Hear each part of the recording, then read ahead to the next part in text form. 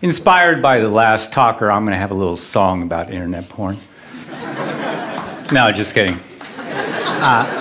The widespread use of internet porn is one of the fastest moving, most global experiments ever unconsciously conducted.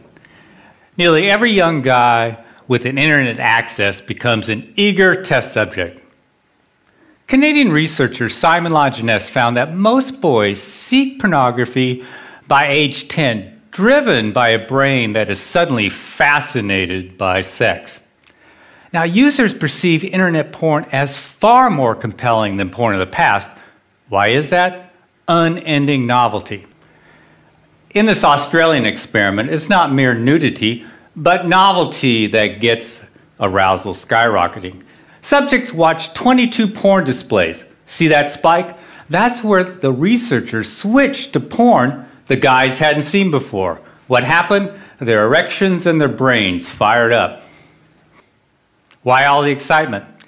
Mother Nature likes to keep a male fertilizing willing females as long as any new ones are around.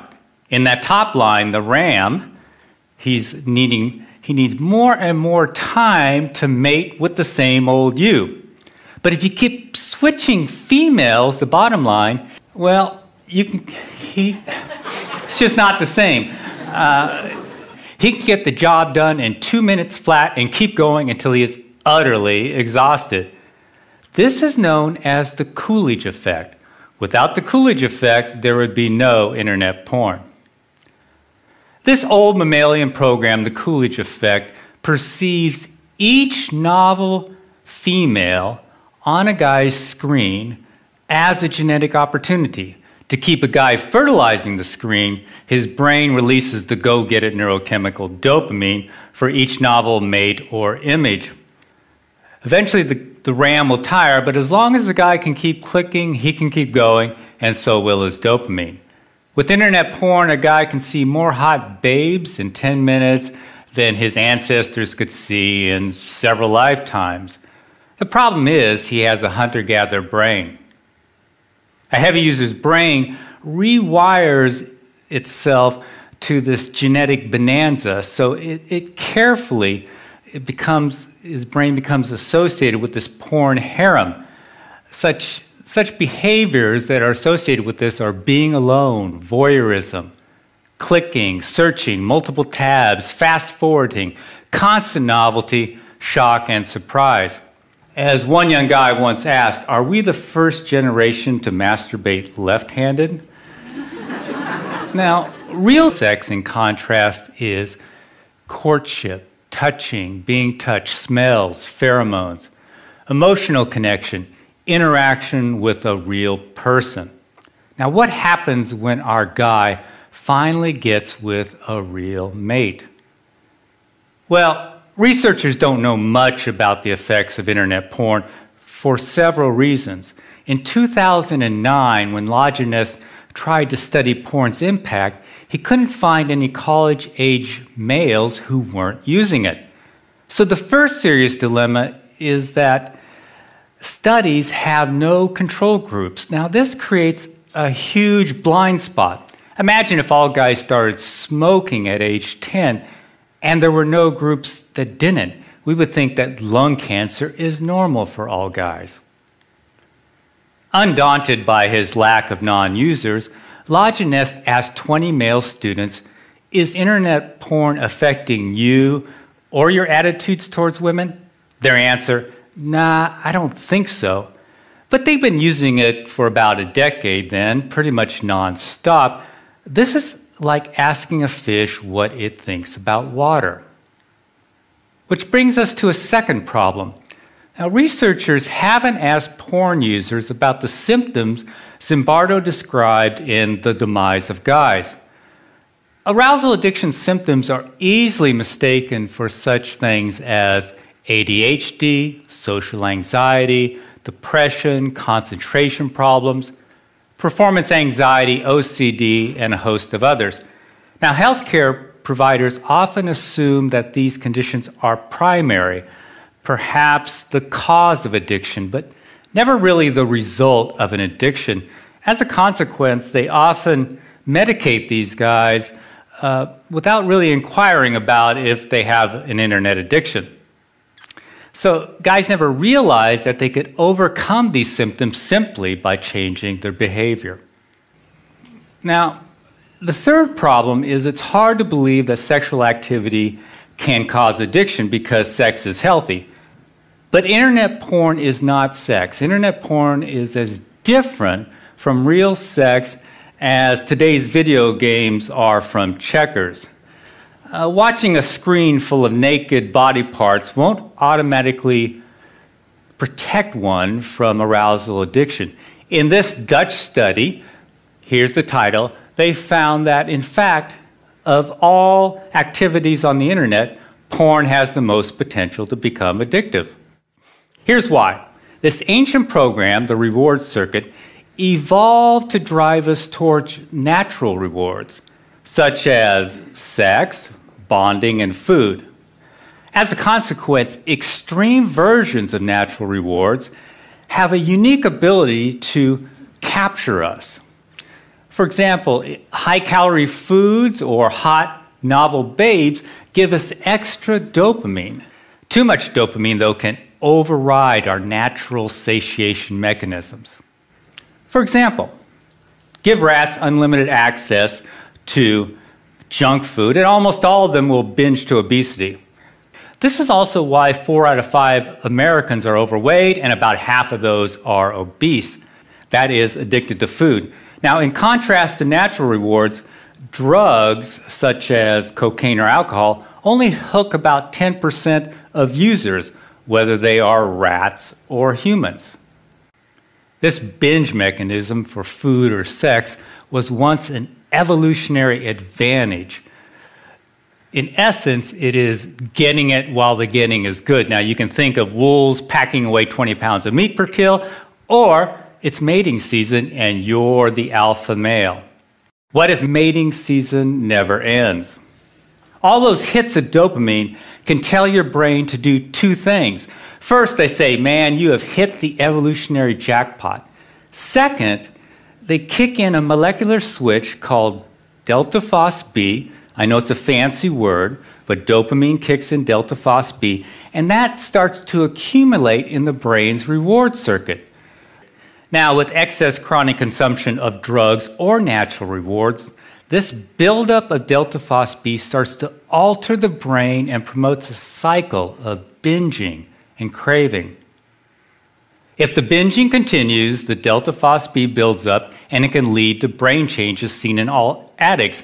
So the dominoes are excess consumption, excess dopamine, delta phos-B, brain changes. One of the first changes is a numb pleasure response.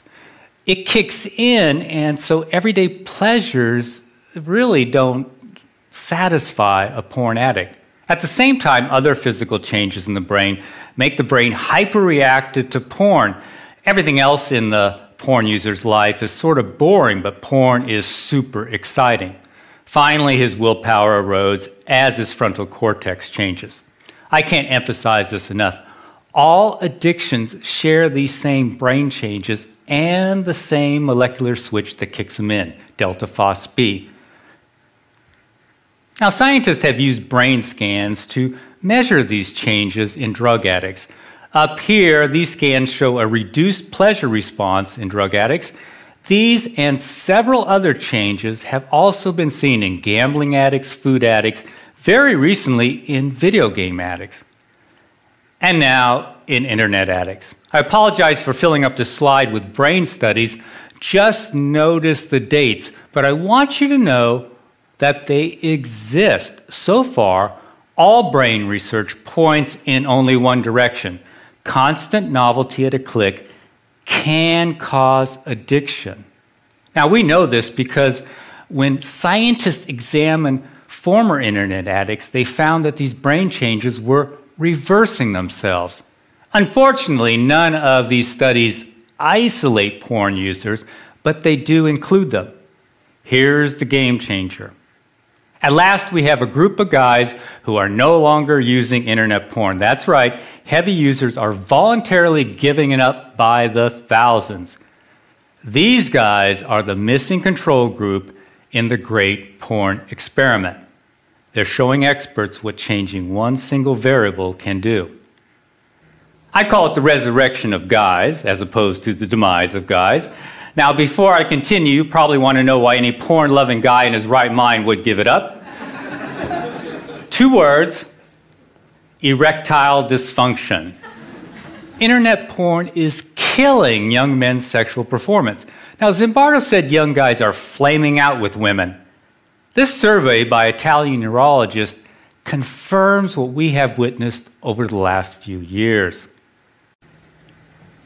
Now, sexual enhancement drugs often stop working for these guys if they ever did, because the problem isn't below the belt where Viagra works, nor is the problem really psychological. It's due to physical changes in the brain, those addiction-related changes. Their numb brains are sending weaker and weaker signals to their bananas. As Dr. Foresta says, it starts with lower reactions to porn sites, then there is a general drop in libido, and in the end, it becomes impossible to get an erection. There are 3 takeaways from this. First, Foresta is describing a classic addiction process, gradual desensitization. Second, internet porn is qualitatively different from Playboy. Widespread youthful ED has never been seen before. And finally, ED is often the only symptom that gets these guys' attention. The question is, what less obvious symptoms are they missing? Most don't figure that out until after they quit. Here's a guy in his late 20s. I've been to psychologists and psychiatrists for the last 8 years, have been diagnosed with depression, severe social anxiety, severe memory impairment, and a few others. Have tried Effexor, Ritalin, Xanax, Paxil, dropped out of 2 different colleges, been fired twice, used pot to calm my social anxiety. I've been approached by quite a few women, I guess due to my looks and status, but they quickly flew away due to my incredible weirdness. I've been a hardcore porn addict since age 14. For the last 2 years, I've been experimenting and finally realized that porn was an issue. I stopped it completely 2 months ago. It has been very difficult, but so far incredibly worth it. I've since quit my remaining medication. My anxiety is non-existent. My memory and focus are sharper than they've ever been. I feel like a huge chick magnet, and my ED is gone too. I seriously think I had a rebirth, a second chance at life. This is why pockets of guys are appearing all over the web, bodybuilding sites, sports sites, pickup artist sites, wherever men congregate. In essence, they are seeking a neurochemical rebirth. Here's a group on Reddit.com who call themselves Fapsternauts. Fapping is slang for solo sex, but what they really mean is giving up porn. They've added about 2,000 members since I captured this picture a month ago. This movement to unhook from porn is growing rapidly. In fact, groups are springing up all across the web and in Europe too. But there is a bizarre fly in the ointment.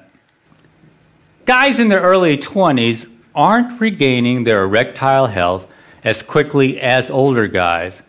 How can a 50-year-old get his mojo back quicker than a 20-something? The answer, even though older guys have been using porn a whole lot longer, they didn't start on today's internet porn.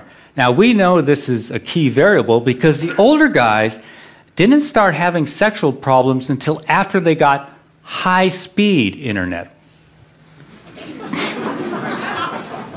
Now, today's young teens start on high-speed internet when their brains are at their peak of dopamine production and neuroplasticity. This is also when they are most vulnerable to addiction, but there's another risk.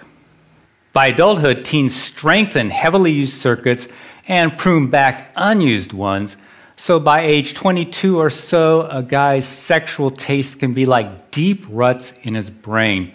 This can cause panic if a guy has escalated to extreme porn or porn that no longer matches his sexual orientation.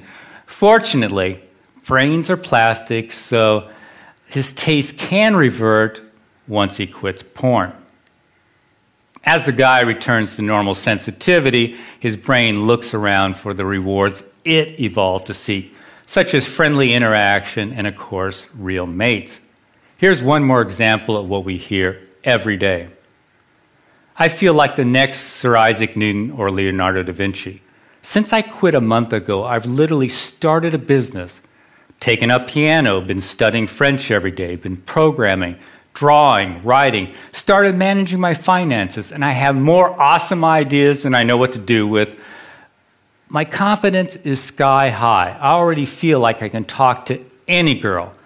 I'm the same guy who took 2.5 extra years to graduate from college because of procrastination and depression. I'll conclude with a wish.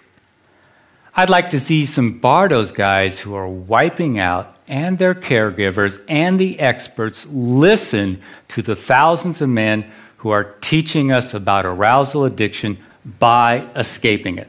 Thanks for listening.